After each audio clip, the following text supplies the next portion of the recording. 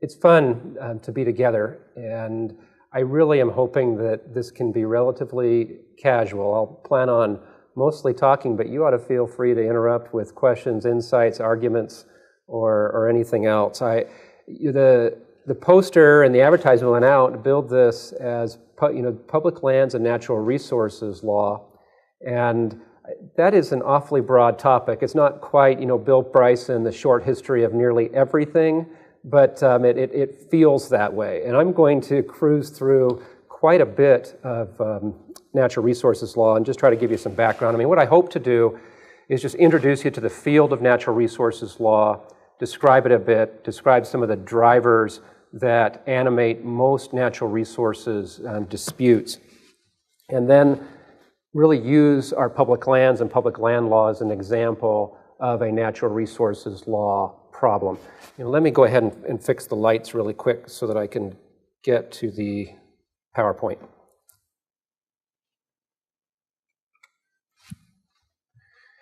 And hopefully you'll be able to see these. There are a few later on with some text. There's not a lot of text on most of the slides.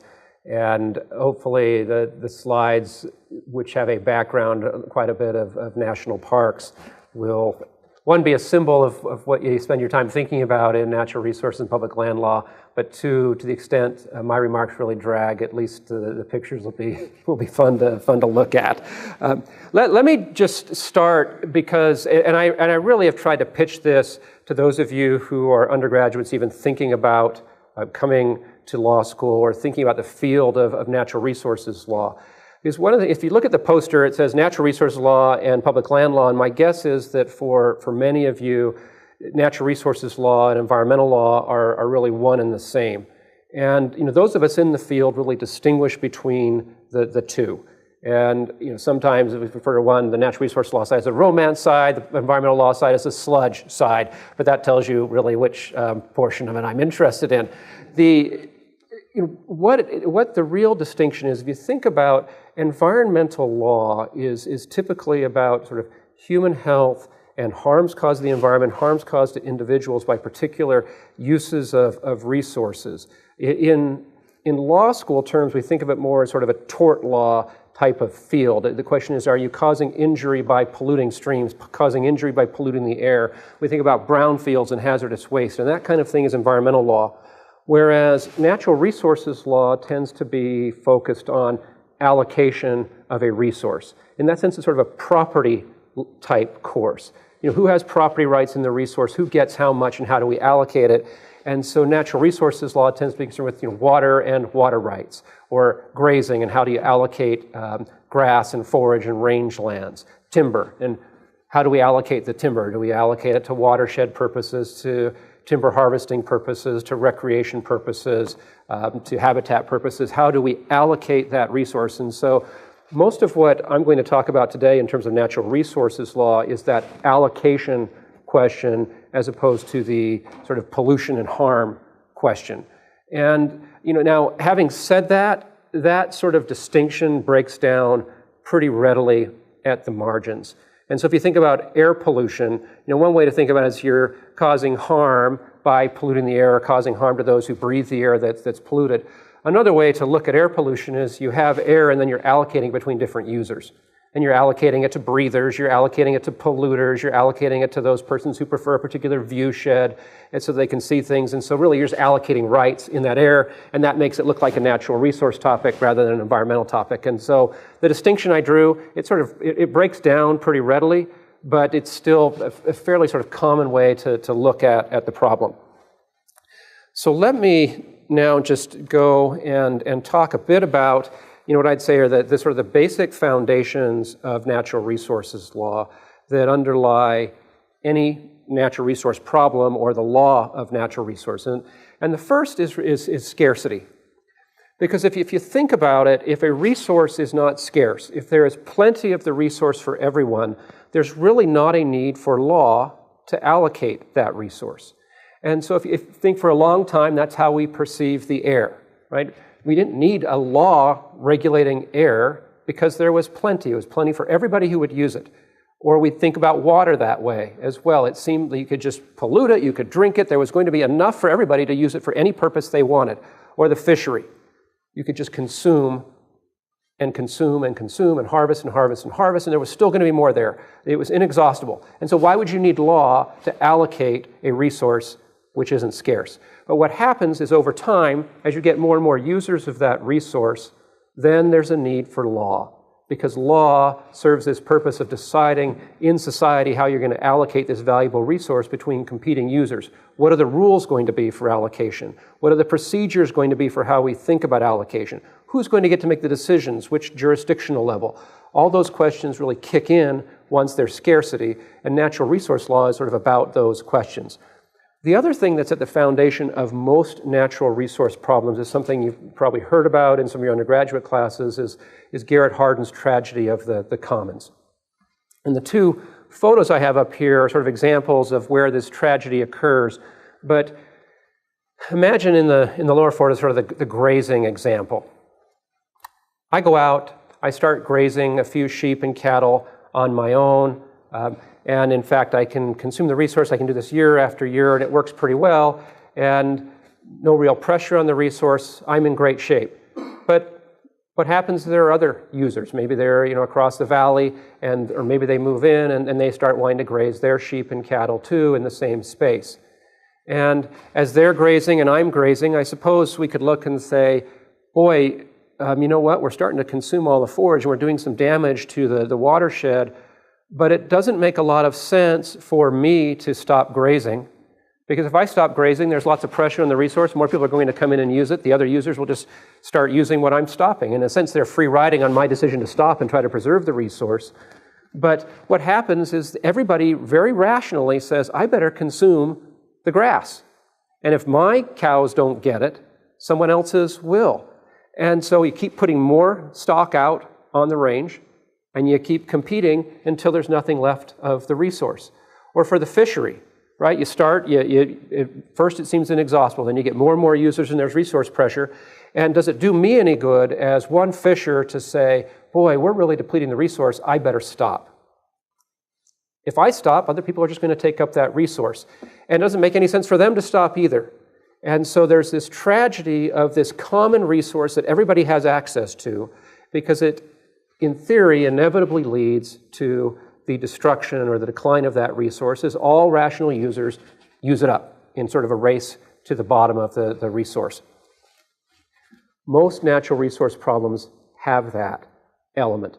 I think if water is a common resource, until we sort of allocate it as property or until we regulate it, it's going to get overused because the incentives are for everybody to use it up. The air, timber, you sort of go down that list. And what Garrett Hardin suggested is that if you have this tragedy of the commons, if you have this overuse problem, what do? Well, there are a couple of solutions. One, you might propertize the resource, and you say, go ahead and fence off the cattle. Now, one of the problems with respect to propertizing a resource is it may not be readily susceptible to being made property. I mean, if you think about the 19th century open range, for example, it was really difficult to propertize your grazing until they invented barbed wire. And then you could string barbed wire along, around large areas, and suddenly you have a property right. Or think about a fishery. Very hard to obtain a property right in a fishery because they're mobile, and there's a lot of uncertainty about figuring out where they are. Now, they've worked on some things. You see the transferable quota permits that allow you to take a certain amount, and what you're trying to do there is create a property right, because if there's property rights in the resource, the idea is that you won't destroy the entire forage, you won't destroy the entire fishery, because you have a property right, you'd like it to stay there, and you'd be able to do it again and again and again. The other possibility that Hardin suggests is regulation. Say, we've got this resource being destroyed, it's harming us, and so we need to do something, and if we have a sovereign with some sort of power, that sovereign can pass a law to say this is how we ought to use the resource. And so a lot of natural resources law then is, what are the laws that we ought to pass or create to try to avoid the tragedy of the commons? So once we get the scarcity, once the tragedy starts to occur, how do we then prevent it by regulating? Or what should the rule of allocation be in terms of property rights in the resource? Because that too can prevent the destruction of the resource by assigning it correctly. But as we see, we're going to talk about this, when you assign the rights, the question is, whom do you assign them to? And then once you make that decision, perhaps in one century, are you still pleased with that decision in the next century in terms of where you've allocated those property rights? So let me talk about just a couple of things that are challenges in natural resources law generally that make it, that the law has to deal with in handling natural resource problems. And one is competing values for a resource. And this is a picture of Balanced Rock down at Arches, right? And a lot of you have probably been there, and you see the Manti La Sal's in the background. And you think, okay, are there competing uses of this resource? Well, maybe it's persons who would prefer to graze the resource rather than use it as a national park. Or maybe it's oil and gas leasing off on the horizon, or it may be roads that go through for public transportation purposes. There are a lot of competing values for the resource, and the law has to figure out a way to allocate between those competing preferences for a natural resource. Another problem you deal with in natural resources law, and it's a common one you've probably seen in your econ classes or other undergraduate classes, what you describe as sort of market failures. Because on the one hand, you say, hey, it's really easy, let's just divide up that pasture between different property owners and they'll take care of it, and so property is the answer.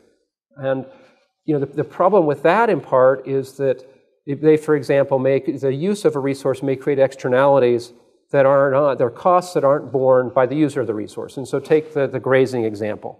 I may be growing alfalfa, or my cows just maybe leaving themselves in the stream or tromping down the grass all around it, and it's causing the stream to get dirty and polluted. It is causing it to run off more quickly, and so the water doesn't hold up as long, or the snowpack won't hold up as long throughout the rest of the year because you've denuded the area and you don't have the foliage and the grass and the herbs to hold the water in.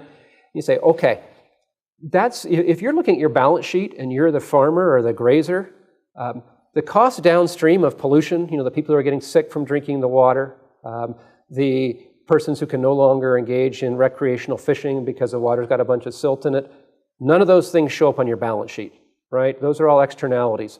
They are costs that are associated with your use, but you're not paying for it.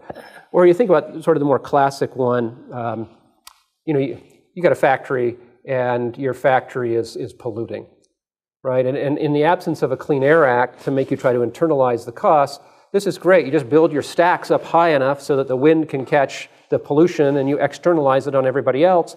And you know what? That's not a cost of your doing business. Now, it's a real cost. I mean, people who are trying to breathe that air are getting asthma and they have to go to doctors, and all that costs money. But it's not costs that you pay because they're external to those things that are in your operation for which you're paying. And so one of the things that environmental law and natural resources law try to do is to have the user of a particular resource internalize their externalities. To say to the polluter, we need to figure out a way to make you pay because that's a real cost of your business. And if you pay the real cost of your business, you'll either figure out a way to save money by not polluting, you'll change the price of your product to reflect what that cost is to society. And if we can get it right in terms of a tax or a penalty or a regulation, we can cause you to internalize that externality. And so that's one of the things that natural resources law is focused on, and one of the market failure problems.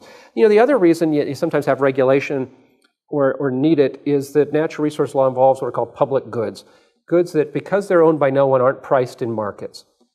And so we might say, the view is really valuable even in this picture, or the air is really valuable, but it's not sold. Well, I mean, you can go in Tokyo or Mexico City and buy air to breathe, but not in most places do you sell air. Now we sell water, but it used to be you didn't sell so much. And so you have this good that's valuable to everybody, but it's not priced, and you can't buy it. And so typically those things which aren't priced in markets tend to get ignored. And so one of the things that you're trying to do with the law is get consideration for those things which otherwise don't have a price. Okay, that's a market failure. Scientific uncertainty is a big problem in natural resources law that the law has to deal with. And so take the case of dams in the Northwest, or take the case of decline of salmon runs in the Northwest. You think, what causes that decline?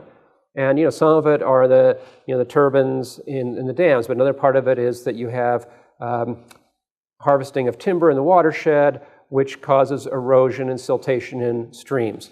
Another part of it is you have fishing in the ocean and in the streams that are just taking the fish.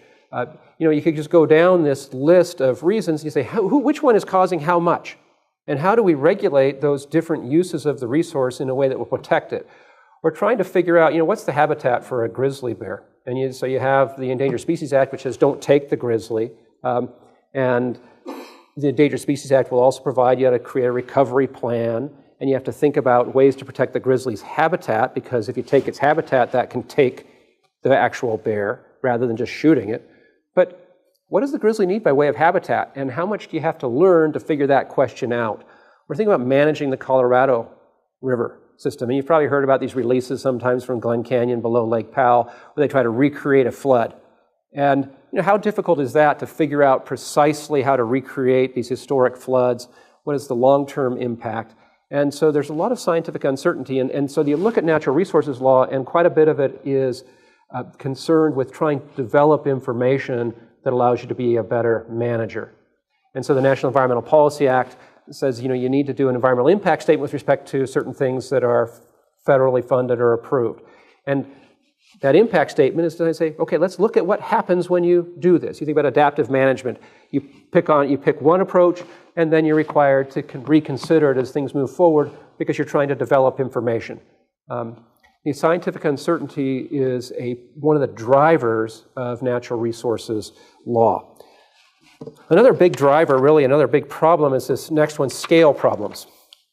If you think about some natural resources are really narrow, and you think, boy, it's easy to manage this at the property owner level or maybe municipality level or the state level, but most resources don't work that way. So think about the Colorado River. And you're trying to manage the Colorado and decide who gets to make the rules for that. Is it one of the 7 states in the Colorado River Basin who ought to get to make the rules? Is it the persons who are using the water on the Colorado? Is it the Indian tribes? Is it, in fact, Mexico? Or Mexico and the United States have to agree because the river flows through 2 international jurisdictions. So you have 2 international jurisdictions, you have sovereign tribes, and then you have 7 states. But it's not just that, because the Colorado River also provides habitat on the international flyway for migratory birds. So they're coming from Canada and Mexico and down into Central and South America, and do they have an interest then in what the Colorado River Delta looks like? So who gets to make the rules? And this just happens over and over with resources. You think about any migratory bird, you think about most species which move between jurisdictions, or even if it doesn't move between jurisdictions. The balanced rock doesn't move between jurisdictions. And so you say, who gets to make the rules? Is it the state of Utah who should get to make the rules? You see that in some of the legislation coming out of the state of Utah. Or is this a federal public resource? Or in fact, is it a world resource? Is part of our heritage for all of us all around the world, and who should participate in making these rules? That's another issue and a driver in natural resources law. Just to go back to this idea, I identified, and sometimes the name of the game is, okay, you identify market failures, and that explains why you can't have property solutions, and then you have to turn to a regulatory solution because the market fails. The challenge with that is that if you turn to regulatory solutions, there are a series of institution failures as well. That institutions, regulatory agencies, don't always work precisely as we'd like them to work, don't always represent the public interest. They too can be captured by special interests. The regulators who work in those agencies have certain interests in terms of increasing the size of the bureaucracy and their authority and power. And so you have to be mindful then of what structures and institutions you create to manage the resource. It's not enough to just say, hey, I've identified a market failure, let's turn it over to benevolent government. The market isn't entirely benevolent, and regulators aren't entirely benevolent in terms of their interests, and so you have to try to figure out a way to manage the incentives of both. So that's just to introduce a few of the sort of drivers that animate or that underlie most natural resources law problems. And what we could run through: fish, timber, minerals, water, oil and gas, wildlife, and we could sort of overlay these problems, and we'd have the same sorts of things coming up again and again and again. This last one that I have is something I just want to talk about for a while, and that is another issue about which natural resources law is concerned. And I mentioned this right near the beginning, and it's that you make allocations during one era based upon public preferences, public desires, the sense of what's the best use of a particular resource. But then that sense of the best use of the resource can change over time. And if you have propertized and allocated that resource, you have a really challenging question if you think, I want to preserve property rights in that resource, but at the same time, I want to move that use or change that use. And I'll go through some examples, but you can think of wetlands in the 19th century regarded as swamps. And it was fill them, dike them, get rid of them. I mean, there's a Swamp Lands Act where the federal government is trying to, anybody who's willing to fill these things and put them in productive use, please take them off our hands. Just get rid of them. But as we learn more about what wetlands do in terms of habitat, in terms of water purification, in terms of flood control, you sort of go down this list of things that wetlands, suddenly we say, you know what, they seem to have quite a bit of value. And yet we've given them all away. So what do? I mean, it's just the same thing with water rights. You might say we've allocated water rights for one use, and now we say, look, we've allocated them for off-stream uses, but now we think there's a lot of value to recreation, there's a lot of value to aesthetic, a lot of value to preserving the fishery, and so we look at that resource and we think, maybe the rights we gave 100 years ago aren't quite the rights we wish we'd given now. How do we deal with that challenge? That challenge is a big part of what is public land law. I mean, public land law generally is the law that governs the use of resources on public lands or the use of our public lands.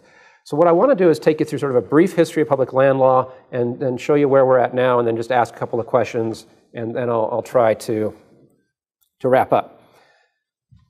Very briefly, we're going to talk just quickly about different eras of public land law. An era of acquisition when we were getting the public lands, an era of disposition when we were giving them away, and then an era in which we decided, maybe this idea of giving them all away isn't the wisest, we ought to retain them. And then finally, once we decided what to retain and what we've given away, sort of an era of management. And then I ask a question at the end whether we're seeing really a shift to reacquisition right now, or at least over the last 30, 40 years. This is a story from high school, right? I mean, this is how do we acquire our territory. You start out with the original 13, you get cessions of the lands that those original 13 colonies control to the west, and that forms the sort of original basis of the United States. And then you get the Louisiana Purchase, and the annexation of Texas, the cession from Mexico, and the Treaty of Guadalupe Hidalgo, and the Oregon Compromise. And this is how you see the country being formed. Of course, the other part of it that sometimes that we forget is that at the same time we're taking it from European powers and negotiate with European powers.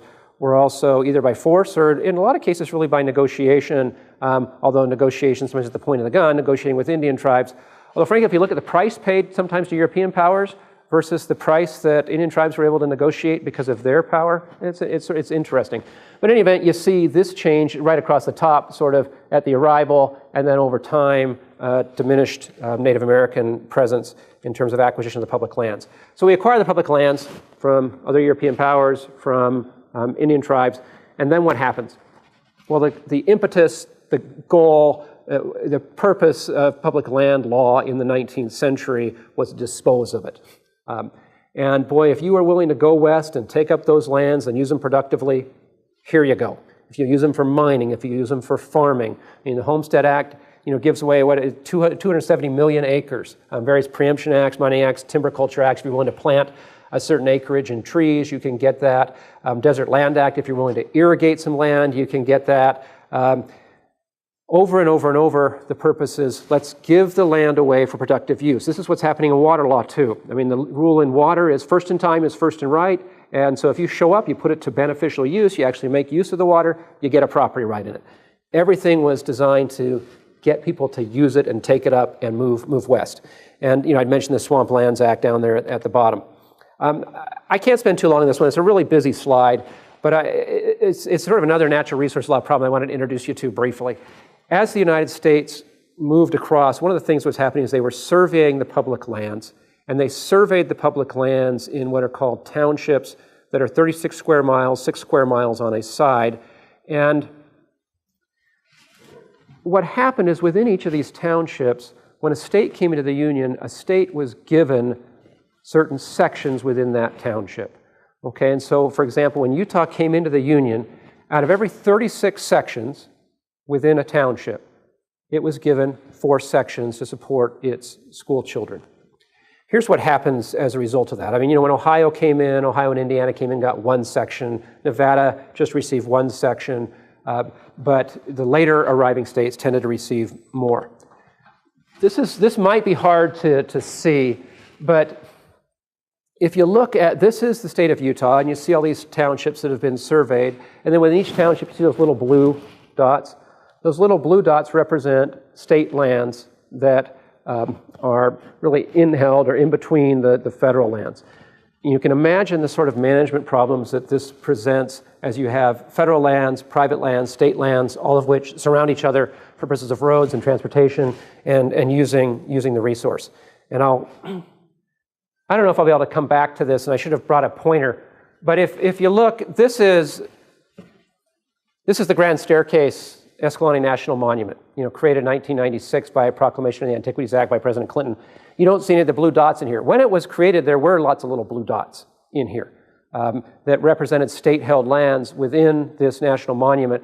But what happened is later there was an exchange and a trade, and some of these were combined in these big blue areas that are now held by the state. They tend to be lands which are pretty valuable for oil and gas leasing. And the state was interested in the revenue to support its school children. The federal government was interested in rationalizing the land management within its parks. And if we were to go through, you'd see that's true in some of the other national parks and recreation areas and national forests. Part of the Great Barbecue, this is a Vernon Parrington term. I mean, it sort of has this 20th century anachronistic cast. I mean, you look back and you say, hey, it was a great barbecue. They were just burning it all up, giving away all the land. But a part of that were grants to railroads that you see in this picture. I mean, you've all been sort of the story of the Union Pacific and the Central Pacific driving track forward and meeting at Promontory Point and driving the Golden Spike. And oftentimes it's sort of told as a matter of national pride that they were just trying to drive the railroad forward so they could make really quickly a tie between the East and the West and have people get across the Transcontinental Railroad. Well, the truth is that the railroads are getting alternate sections of land, if you look at that township again, out to 20 miles on either side. And so the faster they drove the track, the more land they were getting from the federal government. And then for the Northern Pacific, it was actually alternate sections of land out to 40 miles on either side of the railroad, 45 million acres. In the end, as it says here, that the railroads ended up getting about 94 million acres of land through these grants. That's about the size of the state of Montana in terms of land. So again, when you talk about a great barbecue, giving away the public lands, this is one place where a lot of that land went, is to railroads. And so Plum Creek Timber Company, Weyerhaeuser, a lot of these big timber fortunes come out of the Northern Pacific and other grants to the railroads during this time when so many things were being disposed of. So the policy in the 19th century largely is let's give it away. At some point, people start to think, maybe we don't want to dispose of all of our public lands. Maybe we ought to keep them, or at least keep a portion of them. 1864, there's really a grant to the state of California for a portion of Yosemite National Park. In 1872, there is the federal decision to go ahead and create a national park, what they describe as a pleasuring ground in Yellowstone for purposes of the public. And so you get these sort of early moves, but then by 1891, it was called the General Revision Act, the president's given authority to set aside national forests. And then you start in earnest saying, we're not going to give away all of our public lands for private purposes. We're going to start retaining them for public purposes. And then you just sort of get this list here of instances in which the federal government is deciding to retain lands. Of course, there are a lot more national parks than these. These are just a few. But these decisions we're shifting now in terms of public land policy to an era of retention of the resource, not just let's give it all away. And then after you get that era or the shift to retention, what you have is, okay, now we've decided what we're giving away, what we're keeping, and we'll enter a period of management. In other words, now what we're concerned with is the rules that are going to control the parks, the rules that will control the forests, the rules that control Bureau of Land Management lands and so forth. What ought they to be? This is what we're keeping. I'll touch on that in just another minute. So a number of you, probably from the West, particularly if you're from a rural public land community, have a pretty good sense of this. If you're from the East, you probably don't have as much sense of what the structure of our country's lands looks like. So what this is a picture of is the green represents the public lands within the states in the West versus public lands in the states in the East. And you see Nevada at sort of a whopping, what is it, almost, well, it's 82, almost 83% of Nevada is public land, owned by the public and the federal government, not owned or managed by private parties or the state of Nevada. Utah, about 64% and so forth. Just gives you a little picture of what this era of disposition and then the decision to retain, and where a lot of the retention occurred is in the West. Another picture of that same area of public lands, then you ought to understand that when we say the federal government owns it, it's really different agencies of the federal government that are managing it. And so you have in this slide the BLM lands, which are the most predominant in the West, the ones in yellow. It's the Bureau of Land Management. These were lands that for a long time were called the lands no one wanted. I mean, they were sort of the leftover. It's like nobody cares about these. We've allocated them to forests and parks, but anybody can go in and take these up. Well, really, as of partly the Taylor Grazing Act in 1934 or what's called FLPMA in 1976, the federal government finally says, you know what, we're going to keep these on our own. Those are the Bureau of Land Management lands. And so you see those pretty big. Military reservations are another purpose for which the United States keeps lands. National forests you see in the green. National parks in the yellow or sort of the orange. And so that gives you just the picture of in this intermountain area what federal agencies are managing the lands, and resources law has to take account of each of them. Each agency has what's called an organic act, and that organic act really decides what the rules are for the lands that they're managing. Just to give you just a couple more pictures of this and understanding. This is just a NASA Landsat photo of the U.S. at night. And you get some reflection then of the light in the east versus the fairly dark west. And this is dark not just because they're public lands, and probably not even predominantly, but what you see is what demographers typically refer to as urban archipelagos. And in fact, let's see if this has a pointer on it. It does. So if you look here, you think, what's that? Well, that's the Front Range on the Denver. The eastern slope of the Rockies. Here's the Wasatch Front. This is, what is that, I-94, the sort of Boise-Nampa corridor. And this is Las Vegas. But otherwise, it's mostly a sea of black until you really hit the Sierras and the Cascade Range. And on the other side of it, well, suddenly you've got a lot of population, a lot of light. Okay? Why is that? Just a couple of things to understand that. This is just another representation of it. This just shows populations. And you see sort of the same thing. Wasatch Front Range. This is the Santa Fe, Albuquerque area. You get a little bit of Phoenix down here and Tucson below it. What's happening? One of the things that's happening is it's really just the aridity of that area. If this 100th meridian cuts through North Dakota, South Dakota, Nebraska, Kansas, Oklahoma, and Texas, and to the east of that 100th meridian line, there tends to be more than 20 inches of rainfall a year. If you get more than 20 inches of rainfall a year, you can do agriculture without irrigation. Effectively, you can rely on the rain. If you have less than 20 inches, then you have to move the water out of streams or out of underground aquifers and crops. And if you don't have enough and nature to rely on it. And so what's happened in the West is, you have a lot of construction of dams, other big projects to try to take advantage of the little bit of water that's here in order to grow crops, in order to create a civilization in the West. What you saw in that Landsat photo is that you've managed to create a civilization, but in fairly narrow strips across the West, whereas in the East, there's light everywhere because you can locate cities anywhere. And so what does the water in the West get used for? Just really quickly, and this is sometimes a surprise to people. Most of the water in the West gets used for irrigated agriculture. And so, you know, we go to Las Vegas or whatever, and we see these fountains spewing water into the air at 105 degrees, and you think, I can't believe how wasteful this is. This is just a joke. You shouldn't be using water that way. But the truth is, the greatest amount of water, the biggest use is irrigated agriculture throughout the West. In fact, I was at a conference, several years ago. It was in Las Vegas, and the panel had 3 members, one of whom was a woman from the Southern Nevada Water Conservancy District. Her name was Pat Mulroy. Just a great person, very blustery. She just runs Southern Nevada in terms of its water. Another person on the panel was the lawyer for what's called the Imperial Irrigation District, which is a really large irrigation district at the southern tip of California. And both Nevada, Las Vegas relies on Colorado River water, as does the Imperial Irrigation District. The Imperial Irrigation District gets about 2.9 million acre feet of the Colorado's flow. It's about 1/5 of the entire flow of the Colorado River dedicated to one irrigation district. Nevada as a whole gets 300,000 acre feet, Las Vegas a portion of that. So the irrigation district lawyer gets up and he says, you know, we make great use of this water. This is one of the best irrigation districts in the country.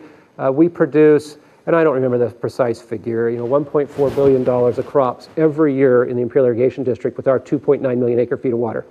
Pat Mulroy, you know, she gets up to the mic and she walks over to the window. We were at a casino in Las Vegas, which is always an abysmal place to have a conference, but she walks over to the window and she points out, you see that casino over there, Steve Wynn's place? See the golf course, just green as can be, just a waste, and Steve's got the fountains going, and it's just ridiculous. She says, you know, Steve uses about 200 acre feet of water a year and this was at the Mirage before he built the Wynn. He says, and from that 200 acre feet, he produces about $800 million of revenue every year.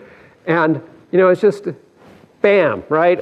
Because what it shows is that in the West, water flows uphill toward money, and what is the most valuable use of water in the West? It tends to be domestic and municipal industrial, as opposed to ag use, but the biggest users are ag. And, you know, of course, this, you see in this picture, again, if you have a water problem, that's a natural resource problem, and you want to reallocate it, what do you do? Do you pass regulations that limit the amount of water? Do you say to other water users, hey, if you want to go buy the ag water, go and buy it? And, you know, there are different ways to reallocate resources. I'm going to have to stop without doing the last section, but because what I wanted to ask about is what era are we in now? And one view is that the era we're in now continues to be an era of management. We're simply managing under a variety of natural resource laws the public lands as they sit. My view has been that over the last 30, 40, 50 years, we're really in an era of what I've described as reacquisition. If you look at and there are various federal statutes under which the federal government is allowed to reacquire lands that are in private ownership and then convert them to public ownership. The Land and Water Conservation Fund, for example, provides about $900 million a year for that purpose. The exchange that you saw in the Grand Staircase, where I talked about, you know, taking the state lands out of the Grand Staircase and trading them for federal lands elsewhere, that's on net produced a fairly significant gain for the federal government in terms of land mass. Over the last 40 years, the United States, not excluding Alaska, and Alaska is sort of a sui generis, it just is on its own. But the United States has added about 20 million acres of land to federal ownership from private and state ownership over the last 40 years, about the size of the state of Maine, about 9.5 Yellowstone parks. And so it's added that much in part because you see this response. There's just been this huge increase in visitorship to national forests, national parks, other lands. The people want more resource amenities, and so the law's trying to respond to it, policy's trying to respond to it. One way to do it is by reacquisition. Another way to do it is through regulation. If you think, you know, the Section 404 of the Clean Water Act provides that before anyone can fill a wetland, they have to get a permit from the Corps of Engineers. And usually those permits then are conditioned on dedicating a portion of the property for another purpose. an Endangered Species Act that we talked about. You can't take a particular species, and take includes modifying habitat in a way that can harm the species. And so before you can modify your habitat, cut trees down. For example, if you're a timber company, you have to negotiate what's called a habitat conservation plan that sets aside a portion of the habitat for public purposes. And so in what's happening then, in part, under the Clean Water Act, under the Endangered Species Act, is you're effectively moving property from the private category to the public category, but you're doing it by regulation. Of course, one of the other things that's happening, you're trying to make them internalize externalities. Another way in which we've done this publicly is you think about the conservation easements and the tax incentives given to those who are willing to dedicate a portion of their land for conservation purposes. If they'll do that and they set it aside, they're allowed to take a significant tax deduction for the value of the property they could otherwise have used for extractive purposes, for example. But if they will dedicate it to conservation purposes, they're given a tax break. And so if you think what we're doing is spending through our tax code to achieve a set aside of lands for a particular purpose. And so, a lot of that has happened as well. Again, with the public lands, if you think we've got this resource, it's ours, it's a commons, how are we going to deal with it? Well, we can allocate it privately, or we can keep it and regulate it. We keep the national parks, and we have rules that govern national parks. Keep the national forests. We have rules that govern forests that allow more extractive uses of timbering and grazing and so forth. But for each landmass, we set the rules, or what we could do is give it to a private party, or we can decide, we've misallocated it, and we need to either by regulation or by rule try to bring it back. And so that's a lot of what happens in the public lands, and the public lands are in a way a resource just like fishery, timber, wildlife is a resource. That public land law, natural resources law, is what sets the rules that govern the allocation of that particular resource. I think why do I enjoy this and like it? Why will you choose any area of the law? I mean, it's really an interesting question. To me, it's partly because I grew up in national parks, hiking and backpacking. It's a connection to my father. It's a connection to the history of the American West, and I've always loved history.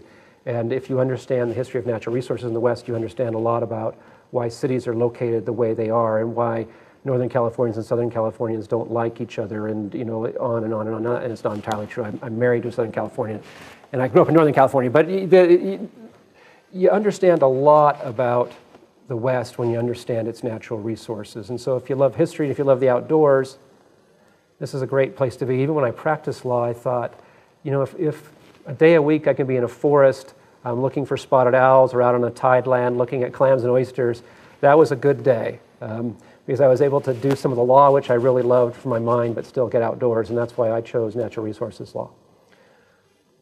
I'm going to stop, and I think that what I'll probably do is we'll just end and then maybe take questions up here afterwards, because we're at 10:02, and I'm just happy to stay around and talk with anybody, not only about natural resources, but frankly about the decision to come to law school. Today I decided to forego any discussion of why to come to law school, but boy, I can spend quite a bit of time on it, because I do, and I would love to talk to you about coming to BYU, because I think it's just a fabulous place with just extraordinary students to study with, and a great faculty who really spend time with you. So I'll end there, but thanks very much for hearing me out.